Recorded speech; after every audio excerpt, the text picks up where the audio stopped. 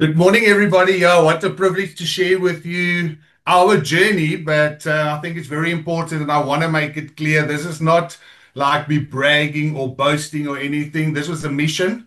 For me, it was obedience to do a Jubilee year. That means you need to cons consecrate your year and spend it with the Lord, follow His footsteps.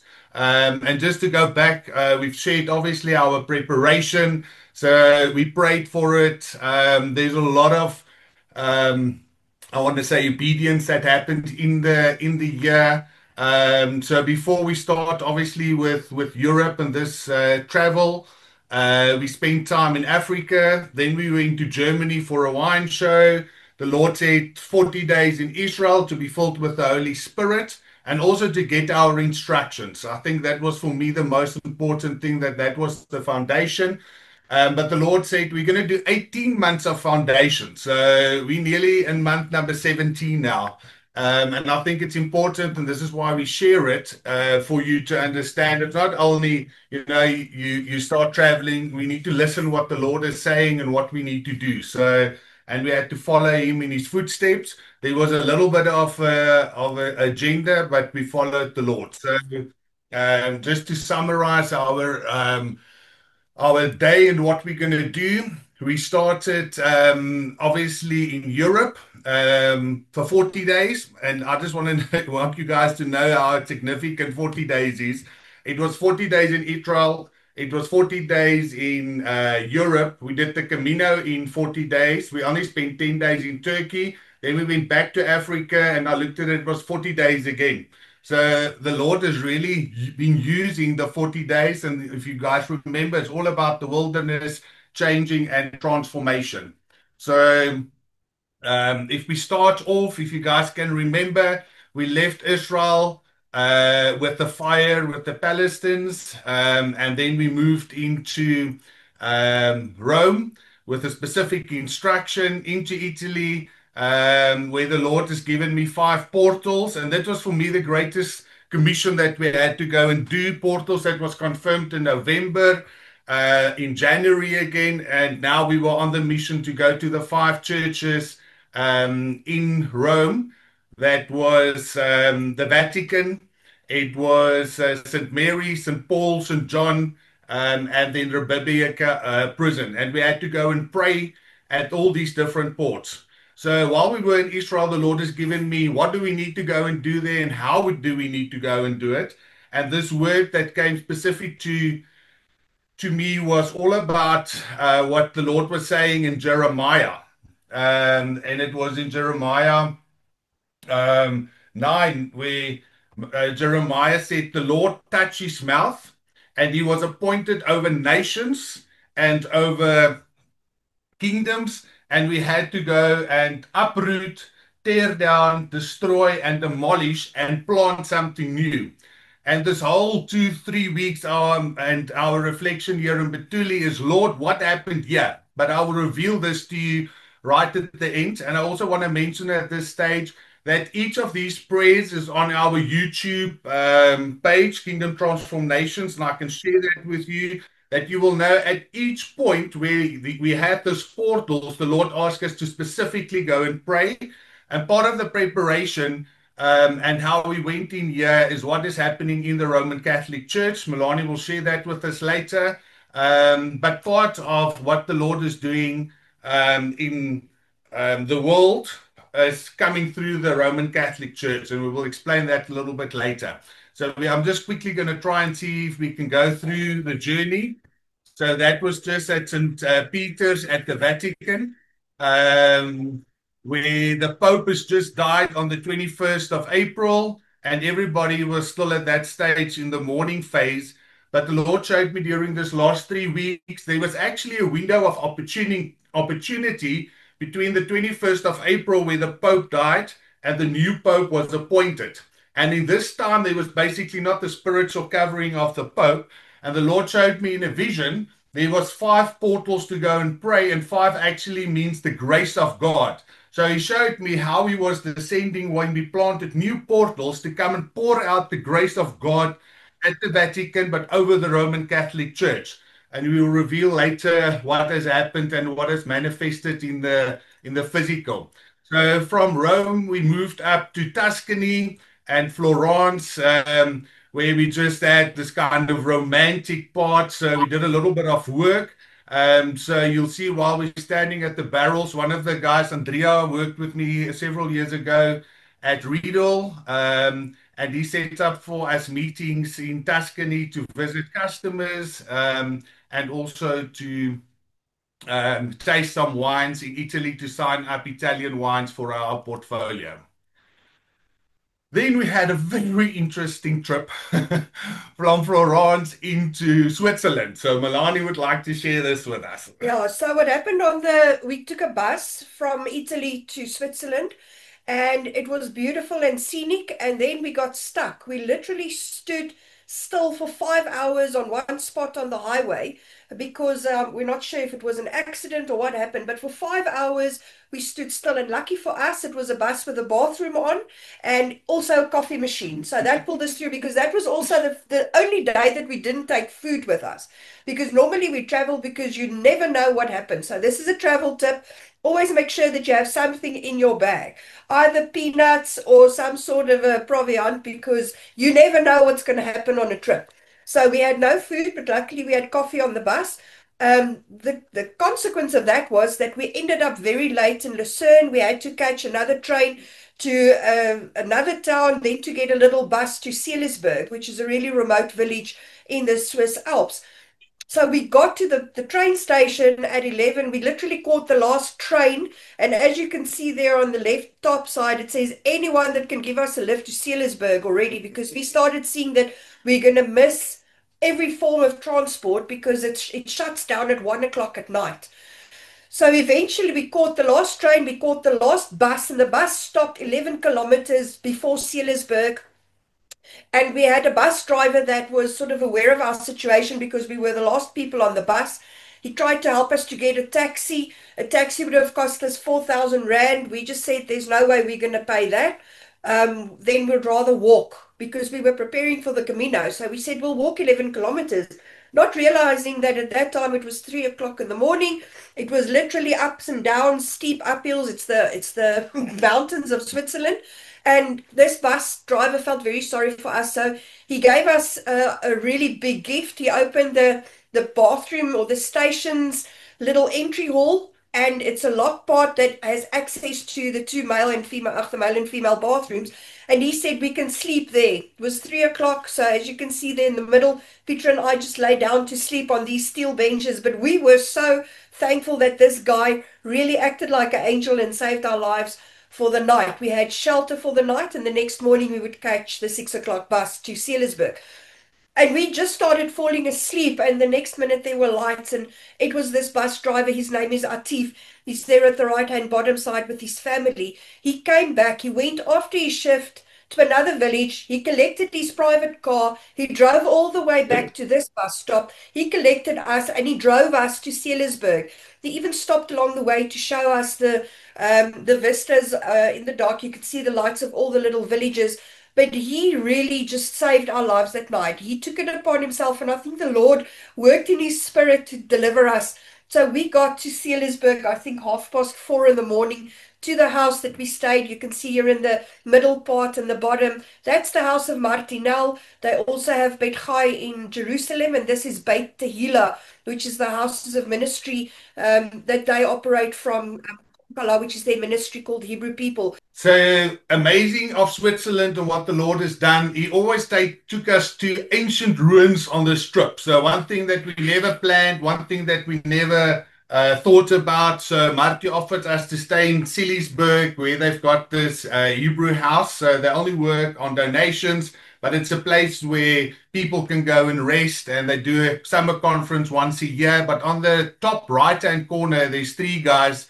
This place is called Rutli, and these three kings made a covenant with the Lord that they will form Switzerland. So the Lord took us right to where Switzerland was formed, where the covenant happened.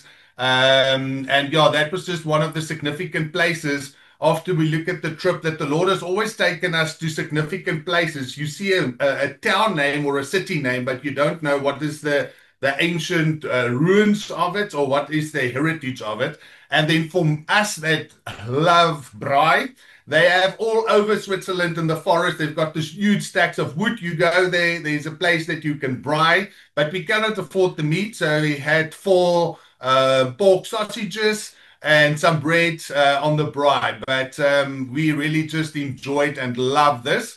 And then we want to show you one of the specialities of Switzerland is a cheese fondue. So that was one of the things that we've learned actually in Israel with the Swiss guy that we met there, and he said we had to do this. So this was our Sabbath meal one Friday evening to do the cheese fondue. So we also just want to show you that Switzerland is super expensive, but it's more than amazing beautiful. It's one of, I think, the most beautiful places the Lord has created. So just to show you a little bit of the scenery on this side, and then also the waterfalls. So that specific day, we walked about 17 kilometers, exercising for the Camino that was ahead. One of my school friends invited us to Zurich in Switzerland, where he really treated us with a place to stay, amazing food again. But I think most important is when we visited the church there, the Lord really showed us the banking system of the world and money and wealth that is locked up in Switzerland, and we could pray about the transfer of wealth to I want to say not into corruption or into banking and a Babylonian system, but it can really be the wealth can be transferred into the kingdom of God. So really a beautiful city, and we had an amazing time here. And then also one of the big things that we felt was we specifically went to my friend's place. He needed God, he needed Jesus, and he needed hope. So the Lord connected us just supernaturally with them. Yeah, then we ended up going to Stiesel, which is also one of Peter's clients. It's the best Swiss, German glass manufacturers.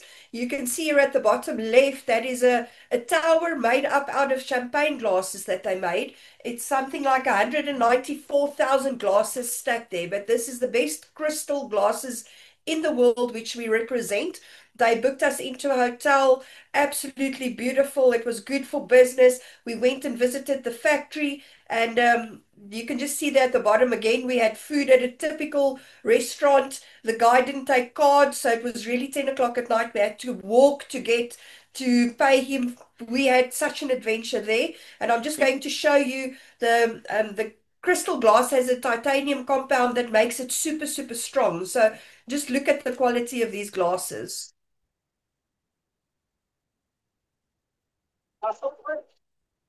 So yeah, those don't break. They're fantastic to drinking and they really elevate your wine experience. And it was wonderful to see where the products that we sell actually come from. Then the ICCC prayed for us in April for connections, networks. So this specific slide is for me a miracle. We were in Germany. We had no place to go. I tried several places to go and minister at. We even, one of the churches that's here in South Africa refused to have anything to do with us or our ministry. It was like the Lord said, He sent out two people, and if you go to a house of peace, that is where you settle. So we met this lady Elizabeth in Israel at Marty's place at Bet Chai, and she said her husband is into ministry as well. And then suddenly we got out of the blue while we were in Switzerland to invite to go and visit them in Mannheim.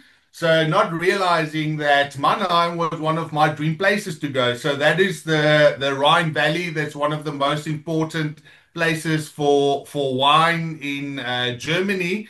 But there was much more surprises. So they also invited us to minister at their home church, where they invited all their friends. And it was one of those areas where the one church rejected you. In about 30 seconds, the WhatsApp came through where Dieter invited us to come and minister at his home church. So this was for us really amazing. But besides this, I always told you that the Lord take us to ancient ruins. Yeah, so this part was where Martin Luther declared very bravely, and you'll see the statue there with a Bible in his one hand, sola scriptura, the scripture only, back to the word. And he took the notice against the Wittenberg Church, and this is where he actually started the Protestant Church and said, we are not going to follow all of the doctrines of the Roman Catholic Church. We're going back to scripture, and it's the same theme throughout. I think history is, what do we follow, what do we believe, and how does it play out in our church life, in our culture, our politics, and the governance of a country. So it was really special to be in this place where Martin Luther walked, he talked, he preached there, all the conflict, how to stand up for your beliefs. What do you believe, and are you willing to stand up for that belief system? So yeah, it was very special. This was really a total surprise because Dieter just took us to this amazing places that I told you about. The Lord showed us all the ancient ruins, really the most specific places where like changes came. So we at the one side it was the Pentecostal Church of Martin Luther, and the other side the Roman Catholic Church. Besides this, just want to mention quickly that Dieter's family was paramount in Christianity in the Pentecostal church in Germany. And then he started telling us a story that I want him to share in the future as well, about if you quench the Holy Spirit and the Holy Spirit moves out of a country. That happened in 1910 in Germany. The World War came. Holocaust. The Holocaust came. So that is if you quench the Holy Spirit, because they prayed about all the miracles that was happening, and then the whole church decided this is not a move of God. So this was really for us eye opener. What happened spiritually in Germany? So from here we moved over to the Netherlands, where we had some business and friends to see. And one of the assignments that we had over here. Um, yeah, Lonnie want to say something. Yeah, you see that little guy with the green hair? Atif, the bus driver's son, really, I connected with him, but he gave me this little toy man to travel with us. So this was something I stitched to my travel bag. And this little man, his name is Little Man, he traveled with us from Switzerland all across, and he now lives happily in South Africa. So he was a little signet of the people that we meet. He symbolizes all the wonderful people that we met across our journey. Yeah, so we always ask, what do we need to do in the Netherlands? So specifically, we ended up in Rotterdam. That is the biggest port or logistical port into Europe, and the Lord showed us that we had to purify the port of logistics coming in and out. So this was really one of the doors into Europe, where everything bad or good can come in, but we could purify this specific portal and open up a holy portal in Rotterdam, and then also pray for the country of the Netherlands that really so far from the Lord, and they don't believe. It's just like there is no spiritual, I want to say, foundation on that side. So it was for us amazing also to go and pray there, but real warfare. So this is where we were standing right in the middle of the center city. And we'll also discuss the strategy when we usually pray and put up the new gates and the new portals. So this was another miracle that happened with us. So on our stay about a week or two before we went to Sweden, we had an invite from a couple that we met in January at Walls of Man in Johannesburg, when we joined the church there for a festival with Justin Abrams. And these guys shared a Uber with us, and we just became friends. And then they invited us to come and visit them in Sweden. Yeah, so they spoilt us rotten. Bo owns a forest, and his wife just gets things from the forest. She makes everything organic. So we were treated to the best food and crazy things like moose meat. And they had a sauna right at the edge of the Baltic Sea, which we enjoyed. This was such a little reprieve in the midst of a crazy journey, and they love the Lord. They've been probably 40 years in really in a country that doesn't believe in God anymore, that's totally bought into the Palestinian agenda. So Sweden is a very difficult country to talk about Christianity. They really support Islam and the Palestinians at the cost, and they hate Israel. And this couple has, for the last 40 years, held a beacon for the Lord. Where they've traveled, where they live, they are part of the trees of righteousness that Peter will talk about. But they spoiled us with food companionship. Also, there we worked their land and we learned about planting, the preparation phases before you can plant, how things are harvested. So, a big theme of this was how to prepare to plant seeds, to water it, to mature, and also our journey as discipling the nations. How do we clean people? This consecration, the process of becoming holy, and then really growing into maturity. It resembled so beautifully our journey as Christians through nature, through the preparation of the ground, and to see the harvest of what we've planted 5, 6 months later is such a joy. Yeah, then we moved to Paris. So this looks all about joy, but we actually started the morning with two business meetings in the Champs-Élysées with customers that we supply in Africa. And then we had a moment in the afternoon to just go and do one thing that I wanted to treat Milani with, and that was a Nutella pancake at the Eiffel Tower. So that was really for us amazing.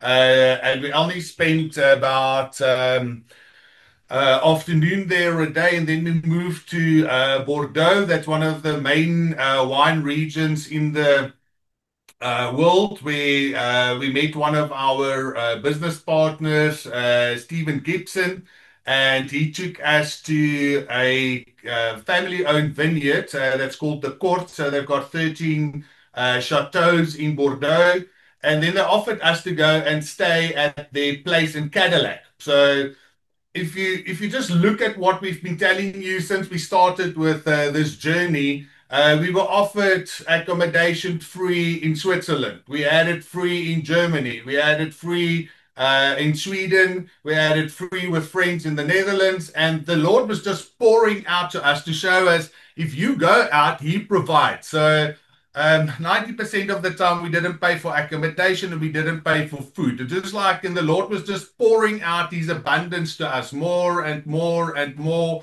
where people were just treating us, and we just only had to rock up and Right. follow what the Lord said that we had to do.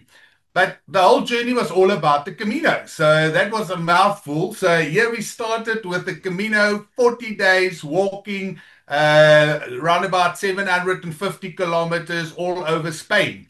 So we started in St. Jean Pierre de Port, that is right at the bottom of the Pyrenees on the French side.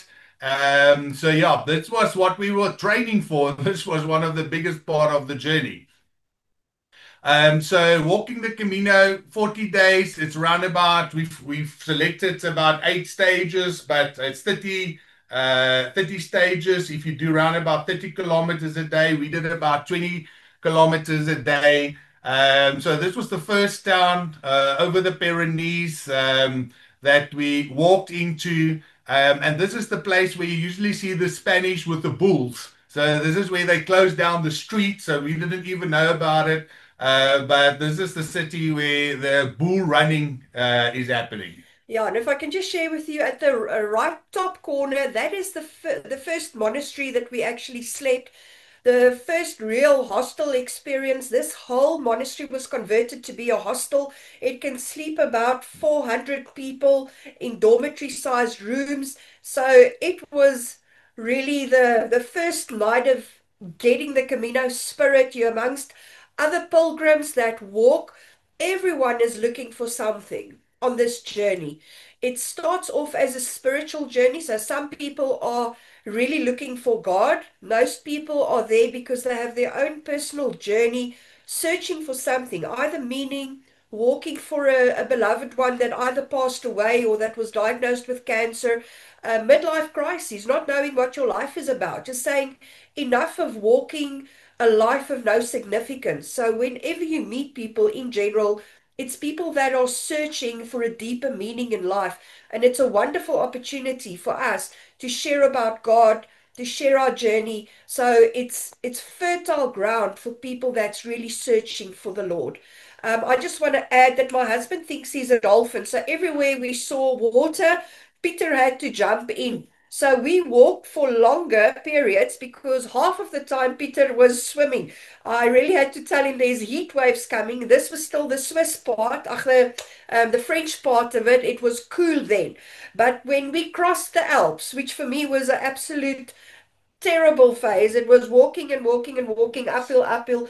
But at the end of the day, it was the cool part. When we got to Spain, the heat waves were terrible. It was 42 degrees. The veld fires started coming. So wherever Peter could find a stream, I eventually bought shoes so I can go into the streams with him. But we walked in the most exquisite nature. It was just to see that the Lord is working miracles in nature. This is his creation. Yeah, for me, I could see the hand of God why we had to walk the Camino 3 months later than what I thought, because we wanted to do it right the first time that we were in Europe. And the Lord told us first the 40 days in Israel, and then we start with this journey.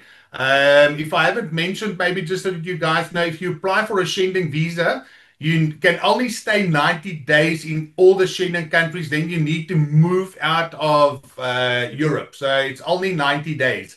So obviously we had to finish our journey, and we were pushing, to get through with this. Amazing things that happened obviously on this route was we signed up one of the best Spanish wineries that's called Baron de Ley. You will see all the halos at the back with the wine barrels. So it was one of this just this amazing connection that the Lord made once again to give us exactly where we were walking through the Camino. We actually walked through the farm that we also now present in Africa. That is the biggest winery, or one of the biggest wineries in Yeah, Spain. they also set us up in a wonderful hotel for 2 weeks. So after 2 days. being for 2 days, so after being in bunker beds for a week, this was such a wonderful blessing again that the Lord just gave us. And one morning we were walking, it was really hot, 10 o'clock, it was already 40 degrees, and we drank water at a little fountain. And this guy in the second picture on the top left, he just stopped in his car. He said, I like your t-shirt, because we had Kingdom Transformation t-shirts on. In the middle of nowhere, this guy invited us to a home cell group, 15 people that serve the Lord, understand kingdom building. We praise and worship with them. He then took us to this monastery. The Lord miraculously um, did his whole journey. It's a long testimony. I won't give it now. But the Lord gave them 500,000 euros. They bought this monastery. They're converting it to a alberg, which is a place where they can also host people to do spiritual counseling and growth and discipleship. So all along our route, we walked with people that actually is pillars of righteousness. This is just one stop where they actually have wine pouring out of these taps at a winery that's giving people wine to drink on the route. Not water, but wine. And it reminded us of Jesus that turned water into wine. Yeah, so just on this slide, the morning I woke up, I told Milani, I need to swim in a fountain. The Lord is going to give me a fountain to swim. When we got to the Alberga, there was a fountain, this little blue picture at the bottom, so I could swim in the fountain of the hotel. So the Lord listens to us when you're hot and He gives you the water. But I think the most important thing in this slide is on the left-hand corner is one thing that we've realized is we were carrying too much weight on our backs and it was breaking my back. You will see Milani right in the middle with the black big bag of 50 to 60 liters that we were carrying. So when we started, we already took my one suitcase and we posted that with a big bag onto um, Santiago so that we can or carry less weight. And this was like in 7 days into the trip, 10 days into the trip, and then we realized we're not going to finish this trip if we carry unnecessary weight. And I told Milani we just had to change. So miraculously, we'll get the two blue. You see the blue bags, just 36 liters, guys. So this is three Oh, pairs. Yeah. half of the size. So when we were carrying around about 12 to 14 kilos, we were suddenly carrying 8 kilograms, and we posted this box to the back. But the biggest lesson that came through this. Ek en my nooitjie. Dis ek moet ons middag stappie voor ons regte slaap. Ek het gehou. Sorry, this is just to show how fast you can walk if you lose half of the weight on your back. But one major thing spiritually, guys, that we learned here is we carry too much weight. We carry the weight of the world on our shoulders, and Jesus is saying, my yoke is light. And it was because we were carrying too much weight, so we had to get rid of all the junk in our bags, and we thought we did until the Lord came and He cleared it for us, and then He gave us the right weight. So one thing that I want you to, that we need to pray about is, what do you carry that you don't need to carry? Because it's a major thing. We carry financial weight. We carry expenses that we don't need to carry, and we need to get rid of it so that we can complete the journey. Otherwise, we're not going to complete the journey. So maybe just on this part of the journey on the left-hand side, you'll see we stayed also what they call donativos. So you stay just for a donation, but then they give you food, and then they start ministering in this hostels. So there we made food for 42 people. You get food for free. And the Lord just once again provided. But on this journey on the Camino, the Lord gave me a couple of instructions. So the one is to go and clean the Camino. So I never knew what did this mean. So on each board, there was a Palestinian flag. And as we were walking and we were praying, we actually took our wet wipes, and then Melania or I started washing all the boards and all the Palestinian flags off the boards. Yeah, Melanie. Yeah, so we did the next stages. I'm just going to really go fast. We went through Ponferrada to Sarria, which is this big castle. I'm just going to tell you that the castle represents the strongholds. For us, it was a day that Peter and I had really, we've been scratching each other for 2 days. We couldn't find each other, and it's so easy that we see the devil starts telling you lies about old wounds that we've thought we've dealt with. But these strongholds represented the fortress in our minds of things that we believe, the belief systems that we so quickly build up, the lies that Satan comes. And at this point, when we arrived at the castle, we had to spend 3 hours in repentance and prayer, saying, Lord, please tear down the strongholds that started building again. And these things, guys, we thought we dealt with. But when you're tired, when you're hungry, Satan knows that you're at your most weak point, and he will come for you. So it's important that we understand the physical strongholds that you see in this castle. It's a Knights Templar castle, represents the strongholds in our minds, and how important it is for us to transform our minds through the mind of Christ and to deal with conflict and to deal with things. Otherwise, it's very difficult to break down this fortress. We have to deal with things when it's still a straw house. So this was one of the biggest spiritual lessons that we've learned on that stage.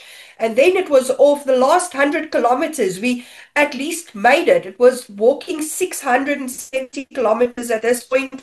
In the middle, we took a bus that took us through a hot desert part that it allowed us to walk on through Santiago to Muxía at the ocean. So we had to make a call, and sometimes in life as well, you have to make a call about which things are really more important and pray. And the Lord showed us to skip this part so that we can do the end part. But when we saw this 100 kilometers left sign, it was so wonderful. We couldn't understand how we made the journey so far. And same as in life, sometimes you think, how on this earth am I going to walk 770 or 900 kilometers? The Lord took us step by step on each stage through guidance, through times of rest, times of joy, proper food, and He just carries you through journeys that you don't think you can ever do. Yeah, so we made it. So this was Santiago.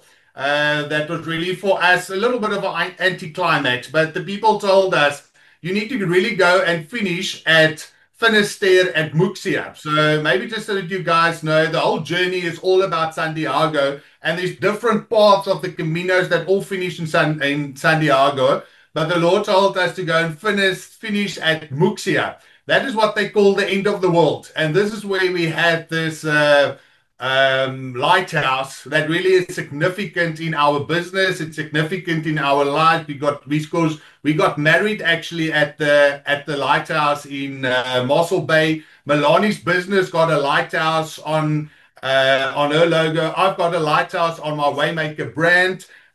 So for us, it was just amazing to know that the Lord has taken us to the lighthouse. And the lighthouse means protection, showing us the way and giving us the light. And the thing is, will we step in his faith that he can show us the way? So the lighthouse at Muxia was really just amazing to finish there at the end. Yeah, and I just wanted to tell you that this 40 days that we've showed you on a timeline, we can do a 5 hour talk just on the Camino. So to compile everything into photographs to give highlights was super difficult because what you leave, we've got so many stories to tell. So yeah, this is really just the tip of the iceberg. But after the Camino, we went to Portugal, and this is where our lives actually changed with the best wine that we've tasted, with the best supplier. This guy that you see on the left, his name is Francisco. He's got family values like we didn't expect. This is a sixth generation vineyard owner with a love for family, a love for the wines. We just had such a wonderful time, and the story continues with Fernando. But this was the most beautiful part of Portugal, and these are some of the vineyards that overlooks their office. Yeah. Their office overlooks these vineyards. Hey guys, so everywhere we had to go for business, we had to go and obviously see the quality, see the systems. It was very important that our whole business was restructured in this 90 days when we were walking actually the Camino, when we were on a mission trip. The Lord just added. So I never planned for this to happen. I never planned for our business to be restructured. I was hoping I'm maybe going to see some people, but the Lord has just opened up the doors for us. And if I go back to where this all started in 2005, it's 20 years later, how the Lord has just connected me in 20 years of business that this could happen and that we could sign up the best winery in Portugal, the best winery in Spain, one of the best wineries in France, the best wineries in Italy. And this is just in the year of Sabbath and on mission, the Lord transforms your business. And as I said, yeah, it was for us just a real miracle. This is one of the highlights. Yeah, so we need to finish up for time-wise, guys. But my birthday was on this date, and Peter planned a trip for me to the Douro Valley, which is one of his lifelong dreams. It's one of the most beautiful wine regions in the whole of Portugal. The vineyards are on the hills. It was the most romantic, fantastic birthday gift he could have given me. So this is really how our European trip ended, on such a highlight, just showing was experiencing the Lord's splendor, experiencing what he can do, and we were just extremely blessed. So next time we'll tell you about the next phase when we flew out of Europe and entering into Turkey. But this was just literally snippets of a crazy miracle that we've experienced. I'm just going to skip a little bit of the part that we still wanted to do, but Peter really wants to just talk about this. This was our Jubilee. The way that we started this whole trip was because we turned 50, and the year of Jubilee that the Lord set out in Leviticus 25, with the principles of rest, obeying him and his supernatural provision.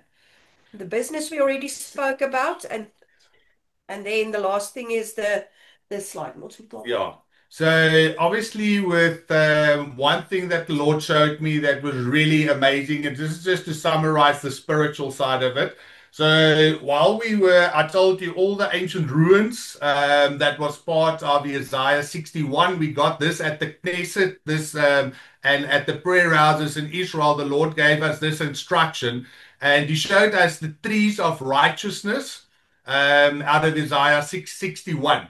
So as you go on this journey, one of the things that we carry the weight, we carry the weight of the world on our shoulders. You know, we talk about Europe that's really dark and there's no Christians, but then the Lord showed me how He will open doors, and He actually showed me trees of righteousness. So physical trees you'll see it was just amazing. So we were walking in at the Hambach Castle, that is basically where Germany was founded, and the Lord gave me this world word again. And then He showed me that Dieter, the guy in Germany, is one of the trees of righteousness that he has rose up in Germany to stand there.